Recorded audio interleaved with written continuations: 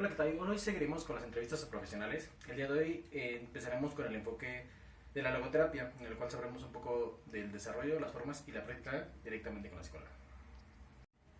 Estamos con la psicóloga Blanca Gaitán, la cual nos da un poco de sus referencias académicas, un poco del contexto de lo que es el enfoque y desarrollaremos algo de las técnicas. ¿Nos podría decir prácticamente su historia? Ok, yo soy egresada de la Facultad de Psicología de la UNAM. Llevo unos 6 años en práctica en clínica.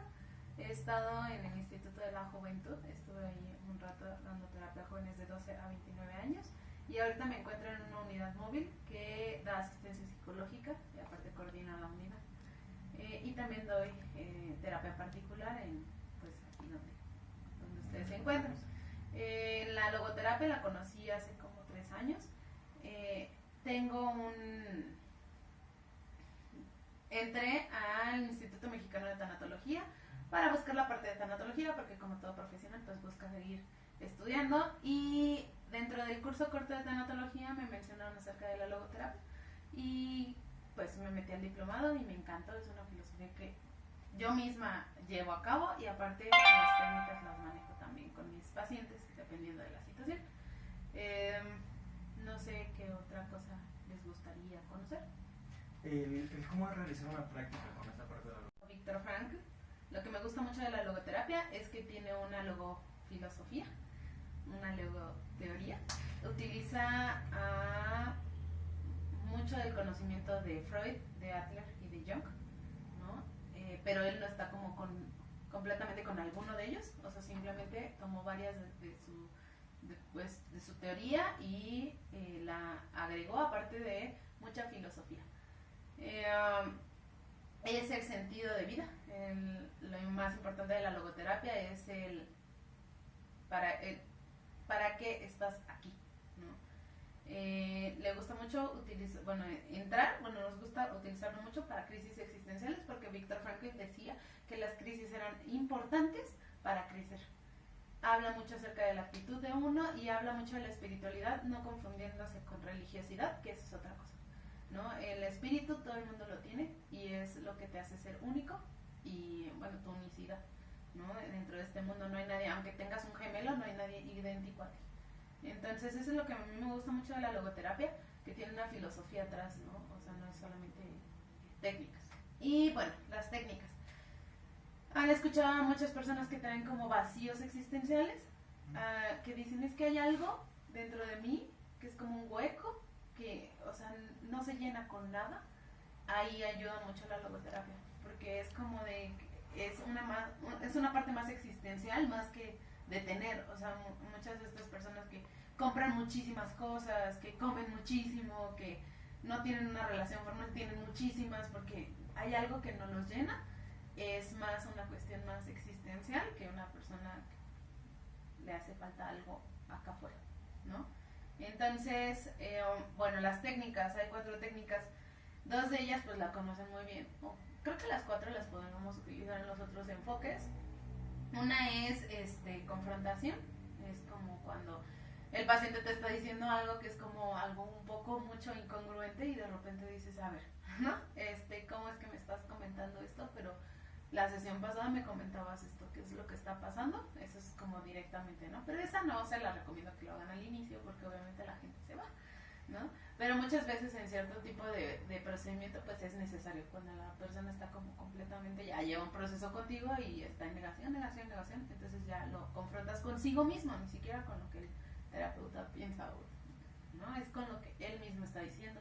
Diálogo socrático, bueno, también lo utilizamos en los otros procesos, en las otras ramas, que es literalmente de lo que me estás diciendo, te hago como una reflexión, pero al final la idea que quiero es que tú mismo, conforme a tu diálogo, llegues a una conclusión, ¿no? O sea, esto entra mucho en preguntas, literal como Sócrates, ¿no? Era como de, yo no te voy a dar la respuesta, yo te voy a dar una reflexión para que tú llegues a tu propia respuesta.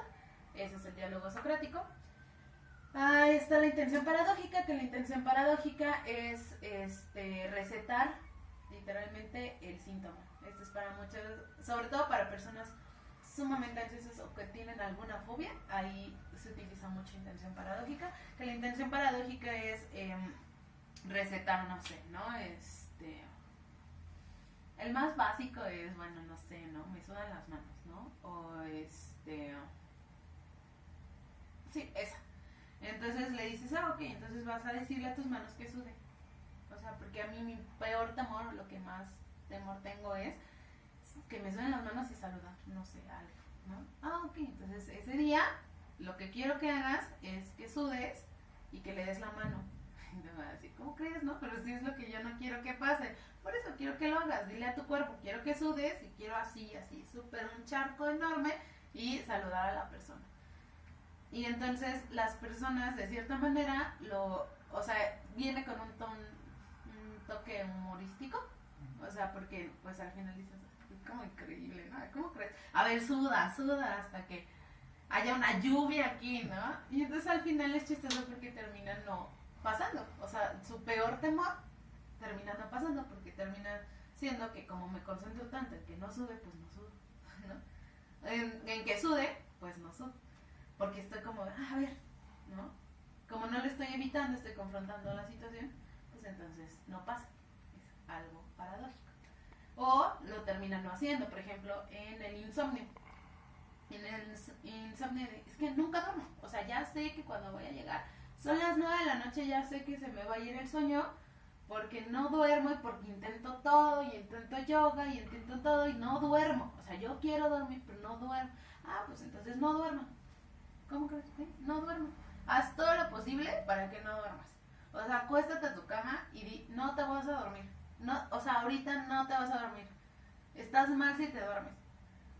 Y al final terminan durmiéndose.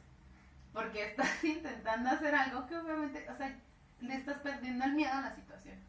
Y también comentaba en otro espacio que justo como un poco en las películas de Harry Potter, cuando hacen la parte de ridículos, cuando su mayor miedo, le ponen algo humorístico, es algo parecido. Es como, me voy a enfrentar a mi mayor miedo y en algo irónico. Entonces me va a dar menos miedo, ¿no? Entonces en esa es en la intención paradójica. Y la última que me gustaría como comentar es la de desreflexión. Esta es un poco, así está más ligada a la logoterapia. Imaginemos que es alguien que tiene miedo a su primer trabajo, ¿no? Los voy a poner aquí porque pues, están en la universidad, entonces imaginemos que quieren su primer trabajo.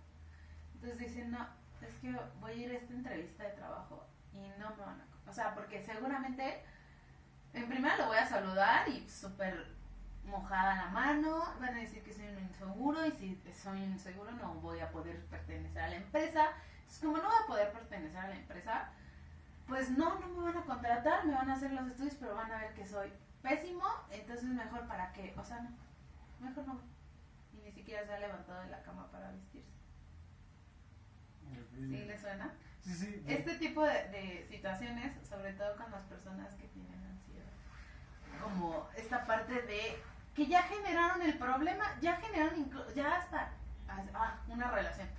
Me gusta esa chica, ¿no? Me gusta ese chico. Pero seguramente no lo va a gustar porque si me acerco ahorita, seguramente me tropiezo y si me tropiezo y me caigo se va a burlar de mí. Entonces, si se burla de mí, ¿para qué quiero a alguien que se quiere burlar de mí? Entonces, no, y va a estar pésimo porque pues sus amigos también se van a burlar de mí y si llega a hacerme caso en algún momento, que no sé por qué, entonces pues terminaremos súper mal porque yo tengo una actitud horrible y entonces nunca he sido novio y entonces no, me va a botar, voy a terminar sufriendo. Entonces, como va a terminar sufriendo, mejor ni le hablo.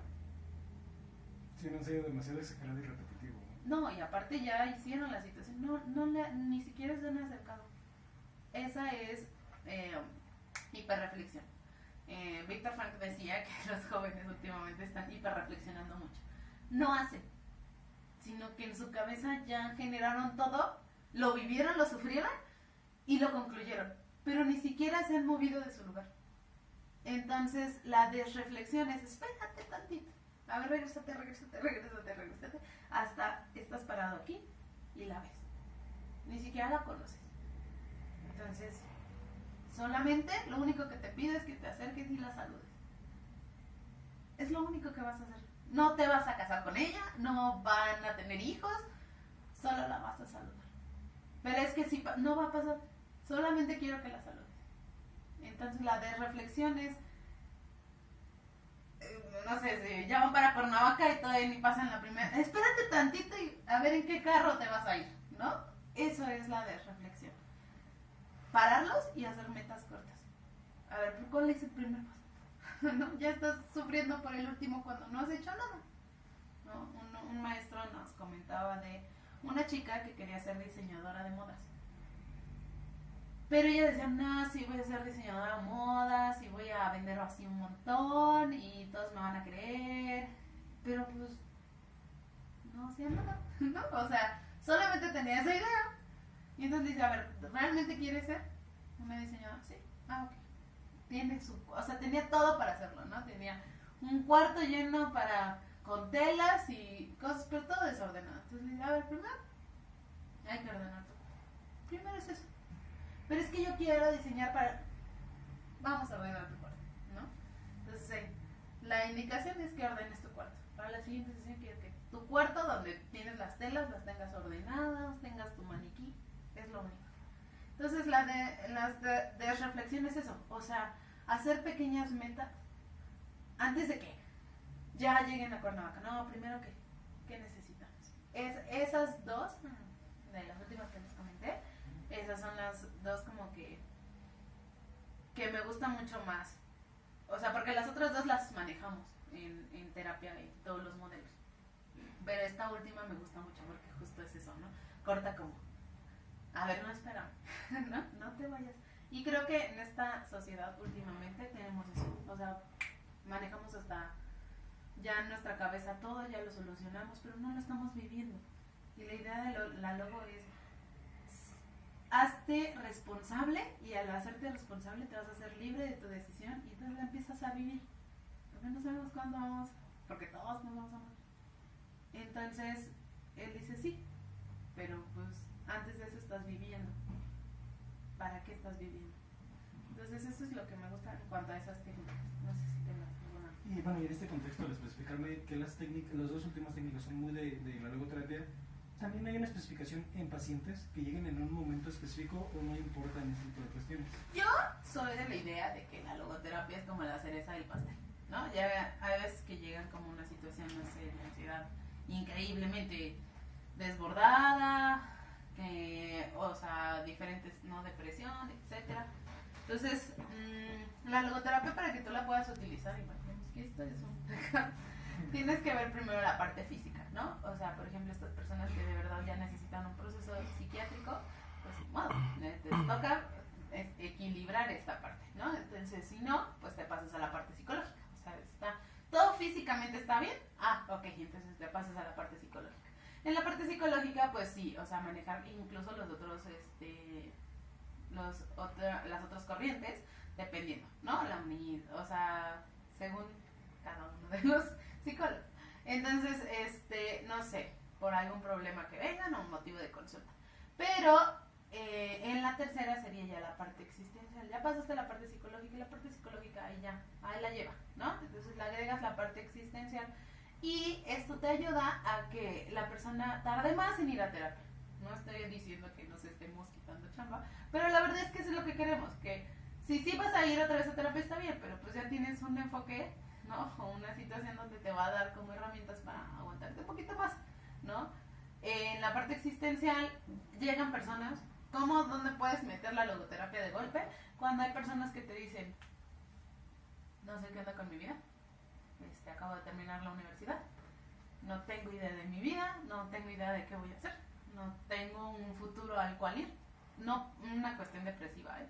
O sea, como en esta crisis que nos da al momento de terminar algo que era mi meta era mi universidad, ya llegué a mi universidad y luego, ¿no? ¿Qué voy a hacer? Y luego con esta sociedad muy depresora un poco, de repente, es que los chicos de esta edad ya no tienen posibilidades, no, sí se puede, ¿no? Entonces, si tú te enfocas, no, es que ya no voy a ser millonario, no, antes, ¿qué estás haciendo ahorita para tu futuro? para lo que tú quieres, para lo del hoy.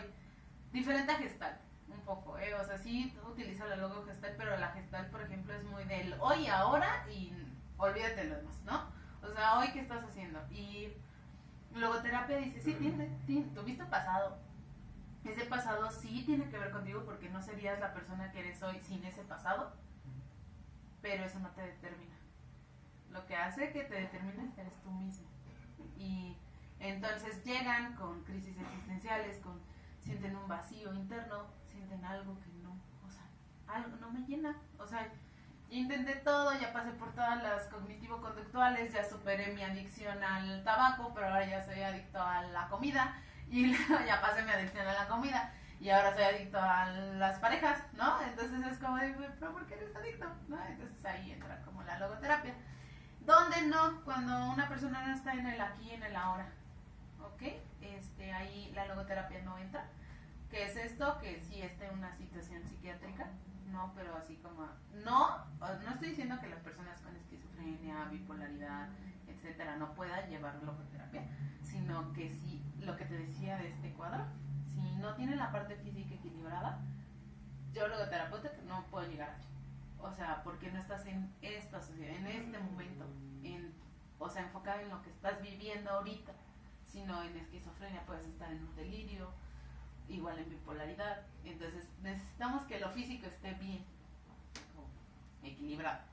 Entonces ahí la logo no entra, tampoco creo que entre para niños, es más como para los que cuidan a esos niños, ¿no?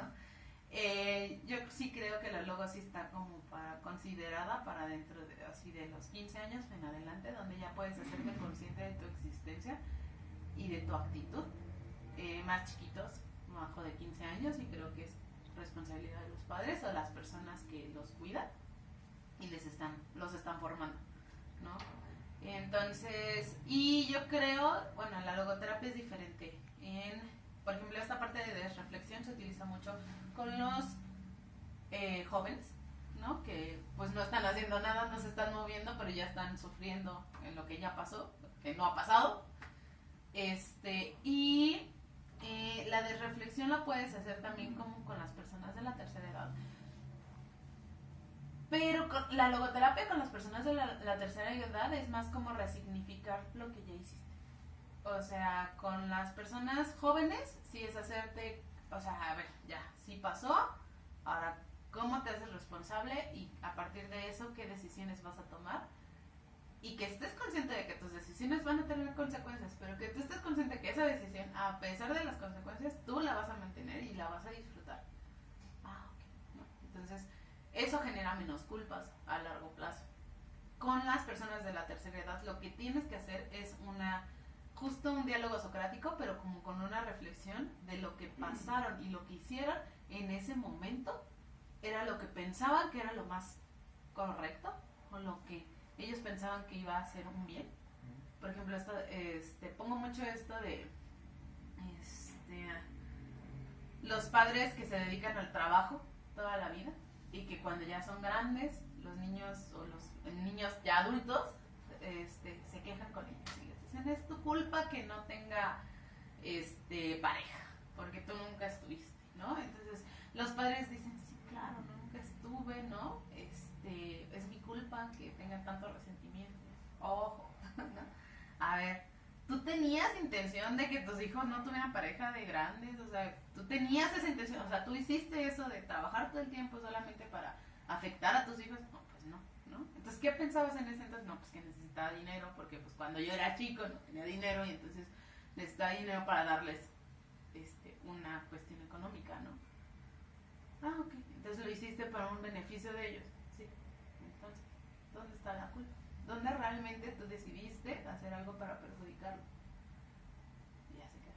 Por eso la parte, por ejemplo, el diálogo de socrático, eso es lo que haces, como de... Llevarlos al punto de reflexión. Para que al final digan, claro, o sea, mi vida ha valido la pena a pesar de los errores que he llevado. Porque en su momento... Era la mejor decisión. Ajá, porque no tomamos decisiones para perjudicarnos.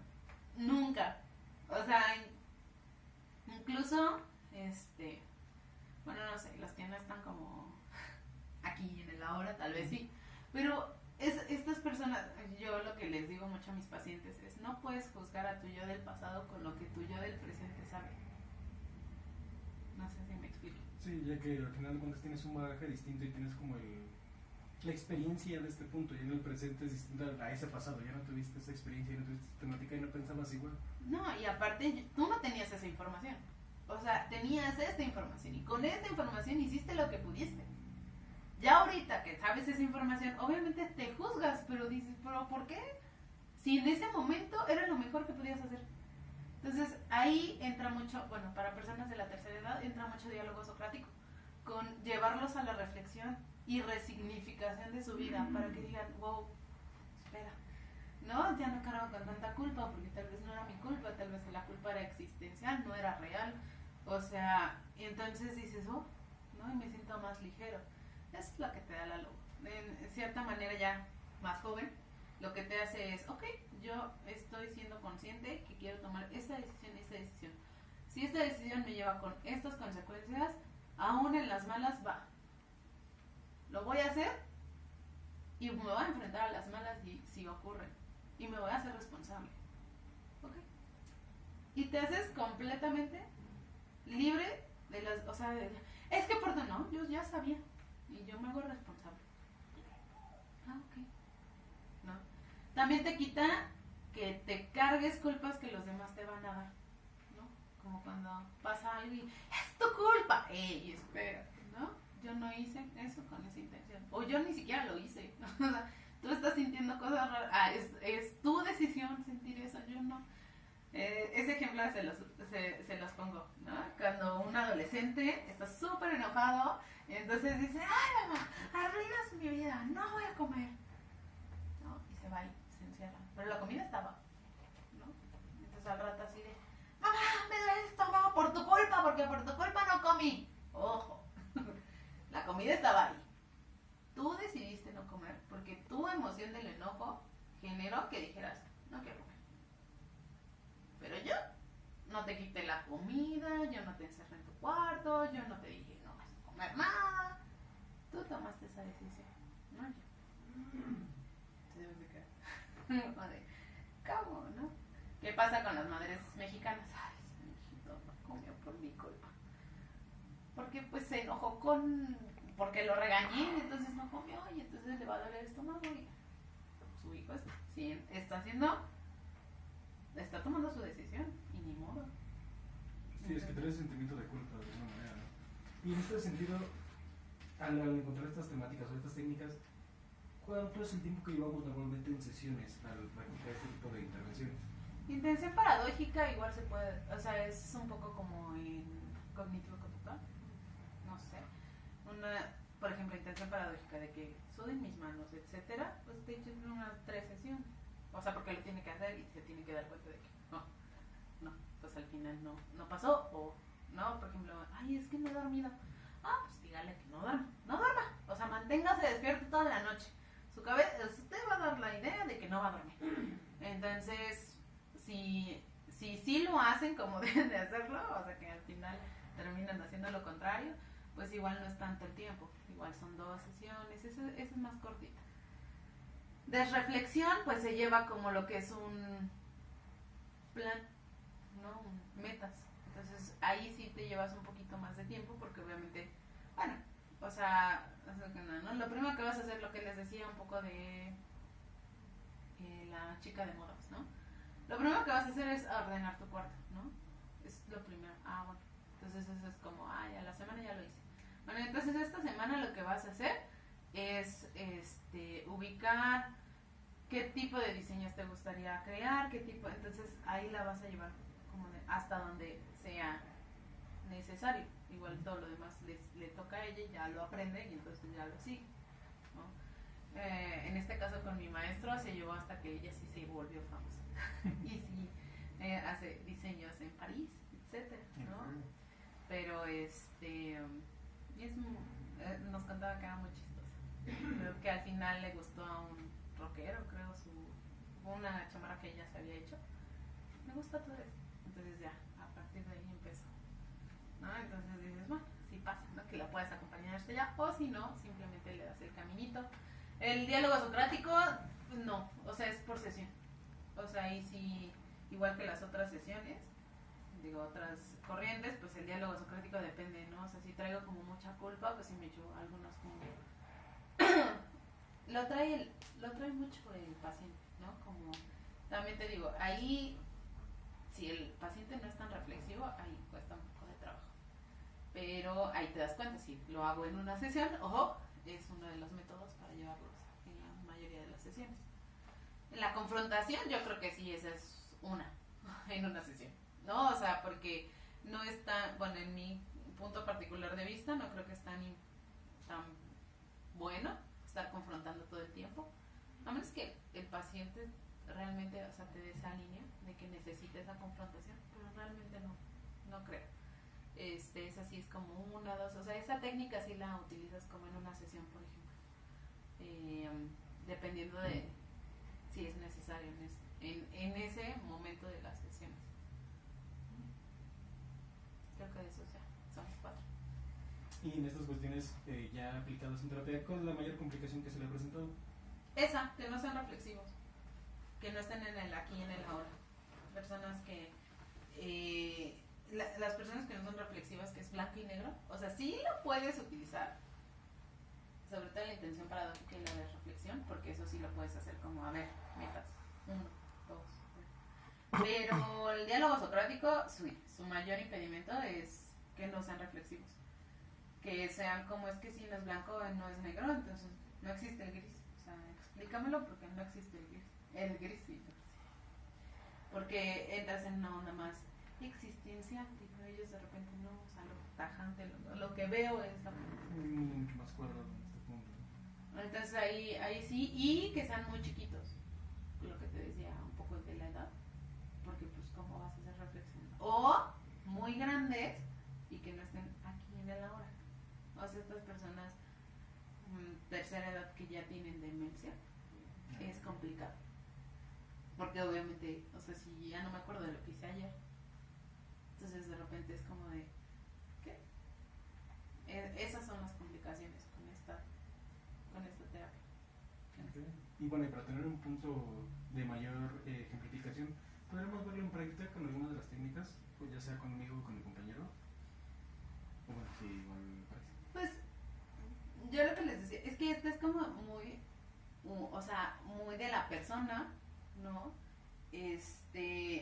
Yo la que les ponía como de ejemplo es esta parte, es que a lo que voy, por ejemplo, intención paradójica es como que yo te sugiero que hagas esto, ¿no? O sea, yo te receto que hagas el síntoma, pero entonces se van y regresan y te dicen, no, pues la verdad no me funcionaba, la verdad es que fue muy chistoso porque, ¿no? Entonces esa, no, la de desreflexión, pues me podrías poner un ejemplo de algo que te ha llevado a impedir hacer algo y si quieres ya lo podemos manejar, porque en sí, por eso les puse un poco más los ejemplos, los que sugerí, porque justo son esos, o sea, son de personas en particular que de repente vienen como de, tengo esto, entonces no sé, si quieres sugerir alguno de hiperintención o hiperreflexión, donde tú digas, no, pues en mi caso esto fue una cosa que se me complicó porque la pensé tanto que no la llegué a hacer.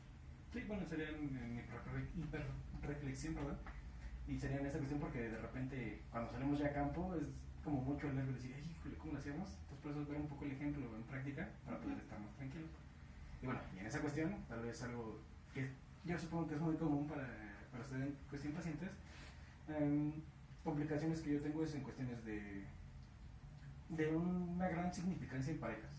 No es que me cueste trabajo realmente tener una pareja, pero para que yo dé ese paso me cuesta mucho trabajo. ¿Por qué? Porque le doy demasiada importancia a muchos más temas míos, desde, no sé, cuestiones de apariencia, cuestiones de lugar, cosas por el estilo, me llevan más allá.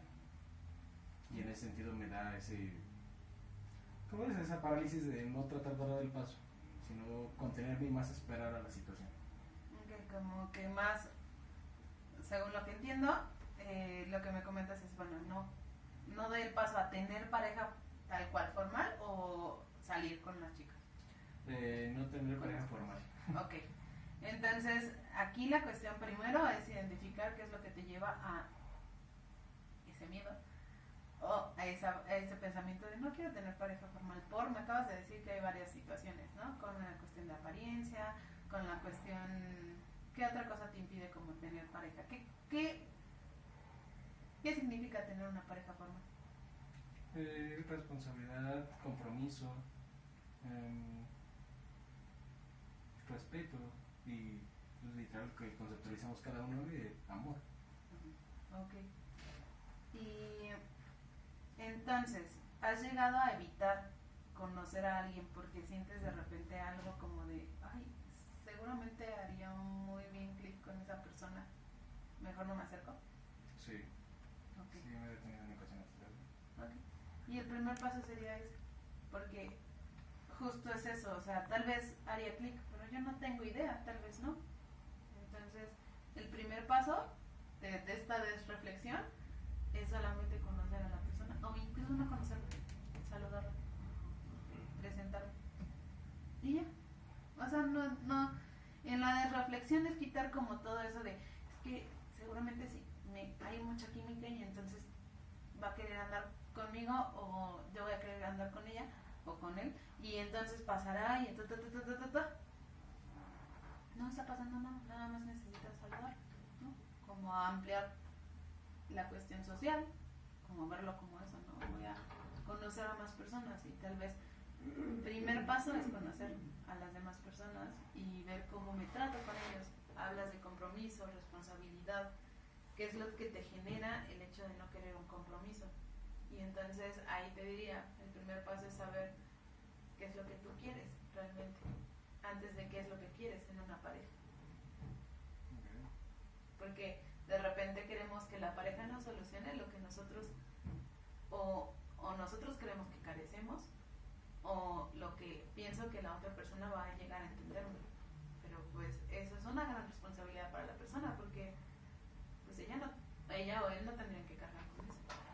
Entonces ahí el primer paso sería no te limites a conocer a alguien por el que va a pasar, porque no sabemos si va a pasar. Ese es por un lado.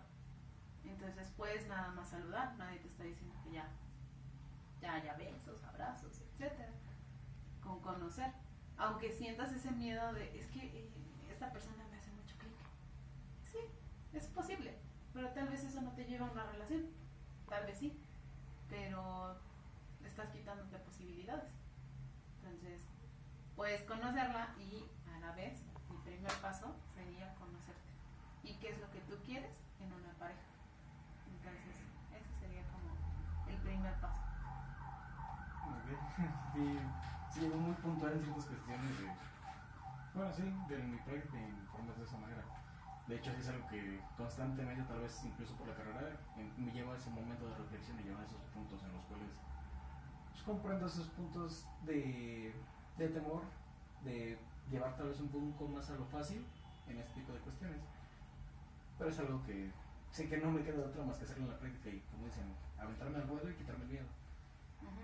Pero siempre pensar por qué tengo ese miedo, para qué me sirve, qué es lo que me genera ese miedo. Y entonces en el momento, ojo, caemos mucho, yo caí. Cuando llevamos una carrera como es lo que es psicología y tenemos muchas materias donde entran mucho en la onda clínica, de repente tu primer sujeto eres tú mismo, ¿no? Entonces empiezas como a generar mucho, pero no llevas un proceso terapéutico. Y a veces en algunas escuelas les piden que lleven. Pero yo lo que les digo es, obviamente no se sobresaturen de información. Vayan a lo que es primordial para ustedes. Ok, puedo decir, en sistémico puedo ver que mi familia es un desgorre, ¿no? O sea, la verdad es que no, así estamos como mal.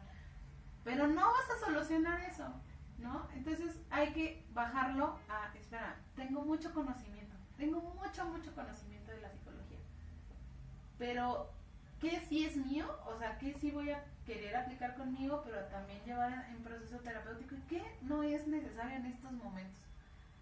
¿Por qué? Porque como psicólogos de repente nos mueven muchas cosas en la carrera, ¿no? O sea, de repente se te, ay, ese sí me cayó, ¿no? Entonces, pero no es necesario manejarlos todos. necesario ver y conocerme y decir, bueno, eso no me afecta, de hecho ni me afectaría en mi vida normal si el maestro no lo hubiera comentado, ¿no? Está mucho en psicoanálisis y cosas así, que dan como cositas, nunca te libras. Entonces, Víctor Frank decía, un exceso de placer te lleva al sinsentido, un exceso de poder te lleva al sinsentido, un exceso de espiritualidad te lleva a un sentido. Entonces, un exceso de logoterapia nunca te va a afectar, ¿no? ¿Por qué? Porque entra en donde, así, el más interno de ti, que es el espíritu, y es lo que más único tienes, ¿no? Hablo que no estoy hablando de espíritu como alma ni nada por el estilo, es como eso que te hace levantarte todos los días y decir, wow, ¿no? Hoy es un día más y voy a hacer tal cosa y la voy a disfrutar. O eso que también te hace decir, ay, es un día más, ¿no? Pero eso es tuyo. 20 millones de mexicanos se levantan todos los días en las mismas condiciones y aún así cada uno le da un sentido particular. El temblor que pasamos el año pasado, cada uno lo vivió de diferente manera. Entonces yo sí te comentaría como esto de, si ustedes están en este proceso de enseñanza y que les empiezan a dar que para aquí el psicoanálisis, para aquí la gestalt, que también es muy buena para darnos como cocos, que por aquí cognitivo, o sea, sí lo puedes llevar a cabo en ti, pero yo que tu prioridad, ahí también la desreflexión ayuda, ¿no? Haría prioridad ciertas cosas que ahorita en estos momentos me están generando ruido, ¿no? O sea, me genera ruido eso, ¿no? Tal vez el no poder tener una pareja formal por ciertas situaciones mías. Entonces, ok, entonces eso es lo que yo me voy a concentrar, ¿no? Siempre para todos, siempre va a recomendar la terapia, pero igual ustedes decidan, hay terapeutas que no hacen clic contigo, o sea, y en la unidad móvil que voy, yo que doy asistencia psicológica, literal no puedo dar terapia, pero doy orientación y les explico, un proceso terapéutico tiene que ver mucha confianza, aparte de confidencialidad, aparte de muchas cosas, tiene que haber mucha confianza. Entonces, si yo no me siento confiada, o sea, esa confianza, ese clic incluso con el terapeuta, durante las primeras sesiones, no es tuyo. O sea, hay algunas cosas como, pero ojo, si hiciste clic y a mitad del proceso ya no quieres ir, es cuando más tienes que ir. Porque entonces ya ahí están moviendo cosas que necesitan moverse y que no has querido mover. Y entonces ahí se habla con el terapeuta y le dices, no he querido venir. De verdad, he tenido hasta por eso falté 2 veces. Y dices, ok, vamos a manejar eso. ¿Qué fue lo que vimos la última vez? No, pues es que no sé, la relación con mamá. Ok. Si no mueves eso que está haciendo ruido ahorita, lo puedes tapar otra vez, pero te va a volver a hacer ruido en otra ocasión. Y entonces, pasando eso, puedes llevar tu proceso terapéutico ya. Relax. Pero sí es importante que ustedes lo manejen así. En la logo, te digo que por eso creo que es la cereza del pastel, ¿no? O sea, como ya chequé este motivo de consulta por el que viniste hoy, ¿ok? Lo checamos, lo vimos, lo procesamos, etcétera. Pero ahora te quiero meter logoterapia. ¿Por qué? Porque entonces voy a decir, claro, ¿cuál es mi actitud ante la vida, ante los sucesos de la vida? La vida existe. O sea, la vida es. Yo no decidí vivir, pero vivo. Y no sé cuándo voy a morir. Entonces, mientras que voy a hacer con esto, que llega, porque la vida no me hace. La vida es. Entonces yo, depende de mí, con qué actitud me presento ante esos acontecimientos, como por ejemplo el temblor. Hay muchas personas que perdieron una casa, pero una persona lo tomó con cierta actitud y otra persona lo tomó con cierta actitud. Hay unas que se quedan en, ya no tengo nada, y hay otras que dicen, ok, no, ahorita no tengo nada, pero no significa que no tenga algo. Me tengo a mí, me tengo a mi existencia, y hay muchas cosas más que de repente no vemos la importancia. Y ya. Entonces sí, bueno, de lo que me decías de la logo, pues es la cereza del pastel, solamente que sí necesitas mucha reflexión, y de la desreflexión esa parte, ¿no? O sea, ver como todo tu proceso que ya hiperreflexionaste, ok, de ahí párate y regrésate al principio. ¿Cuál sería el primer paso? Antes de llegar allá. Entonces, esa sería como una de las técnicas. Ok, y manteniendo o poniendo un poco en este punto, ¿cuál sería una recomendación que nos podría dar como futuros psicólogos para podernos formar en este hecho y de mañana practicar esta parte de la logoterapia? Estudiar mucho. Cuando entré al curso corto de tanatología, pues yo quería entrar por la cuestión de tanatología, o sea, porque hay muchas pérdidas y el duelo. El problema ahorita actual de la tanatología es que está muy enfocada en enfermedad y muerte, ¿no? O sea, cuando tanatología también entra en una cuestión de duelo. Todo el tiempo tenemos duelos, todo el tiempo. Entonces en algún momento yo le decía a uno de mis profesores, oye, yo quiero dedicarme como a esta parte de crisis existenciales, porque existen, o sea, todos vamos a tener crisis.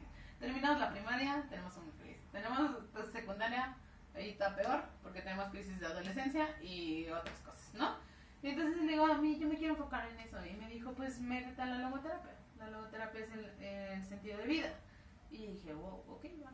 ¿No? Entonces me metí y yo, se los comento, yo hice el diplomado en Instituto Mexicano de Tanatología y Cuidados Paliativos, ahora se llama así. Hay otra, creo que es la casa de Víctor Frank, también tienen diplomados, tienen la especialidad, por desgracia es un poco poco económica, ¿no? Entonces, pero se enfocan en esta parte, hay mucha filosofía, mucha filosofía. En logoterapia te meten, la filosofía que tenía Víctor Frank, te hablan de Freud, de Adler, de Jung, te hablan de las neurosis nógenas que a partir de una situación existencial se generan, ¿no? Te va a decir duelos, culpa, muerte. La tríada trágica es culpa, muerte y espera, ¿cómo se me fue? Sufrimiento. Oh, no se me pudo haber ido el sufrimiento. Tip en cuanto a logoterapia. El sufrimiento es uno de los temas principales de la logoterapia. Ojo, no es como esta onda oriental del sufrimiento es opcional. No, es real. El dolor es lo que si te das un manazo te duele, ¿no? O sea, sí, el dolor es en el momento. El sufrimiento es lo que queda, como el eco, haz de cuenta. Pero Víctor Frank lo que menciona es el sufrimiento va a llegar porque eres un ser humano, porque tienes expectativas, porque no es esa cosa, esa frase de no tengas expectativas de nada y no te va a hacer somos seres humanos, tenemos expectativas de todo, si no, no viviríamos. Tenemos expectativas de a qué nos vamos a llegar, tenemos expectativas de cómo le vamos a hacer para llegar a la cena familiar, tenemos expectativas de cómo me van a recibir si no me han visto muchísimo tiempo, ¿no? Y a veces que no se cumplen, a veces me reciben como de, ¿qué onda? ¿No? Pero ahí, esa parte del sufrimiento, tenemos expectativas de ver a mi familiar al día siguiente y a veces no pasa. A veces llega la muerte y ya no lo puedo ver. Y entonces ahí entra el sufrimiento. Pero aquí Víctor Frank lo que menciona es,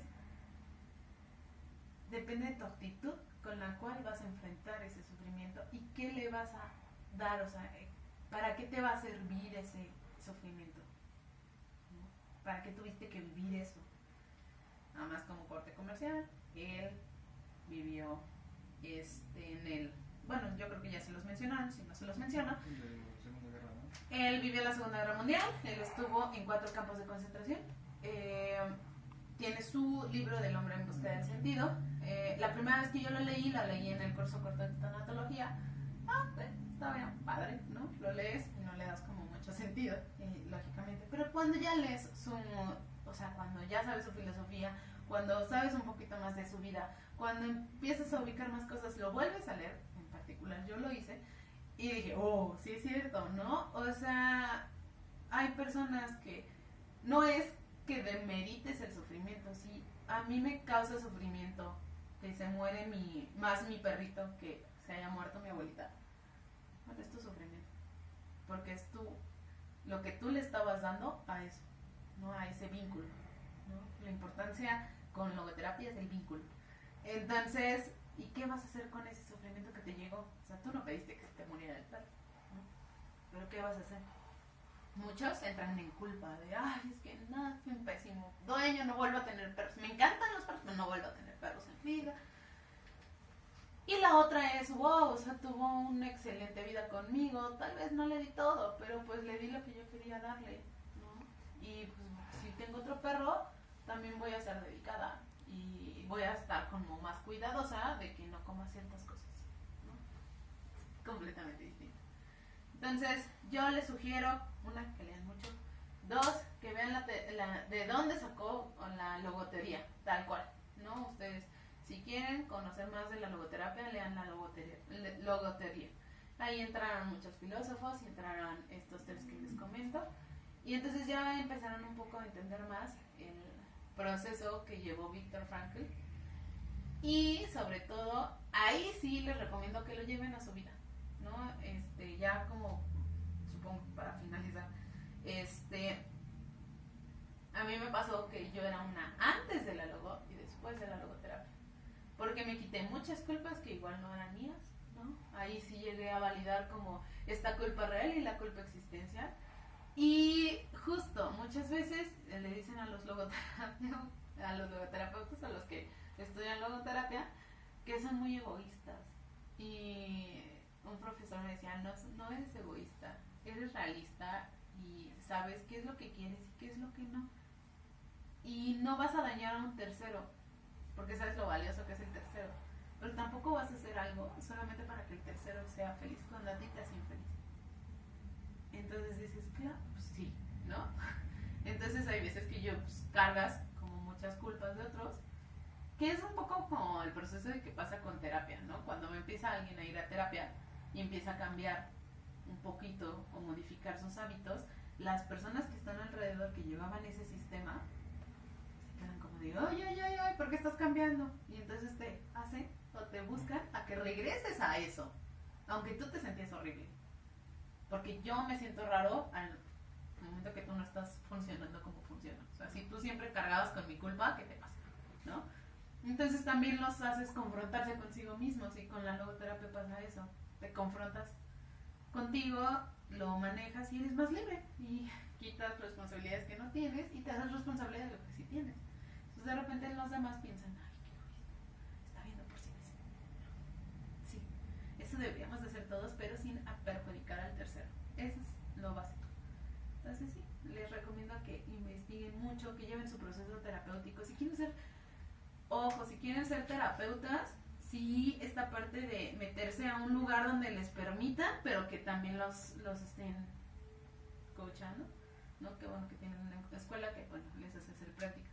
Pero sí que me esté constantemente, si tengo dudas, oiga, es que mire esto. Porque, bueno, yo soy de la idea de que nunca vamos a terminar de aprender.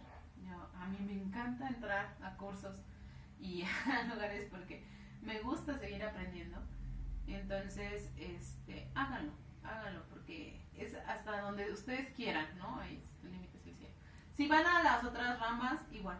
O sea, infórmense y den todo de sí, pero sin ¿cómo se dice? Perderse a sí mismos.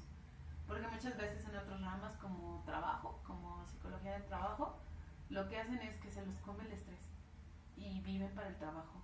Y no es para. O sea, el trabajo es parte de tu existencia, pero no sea solamente eso.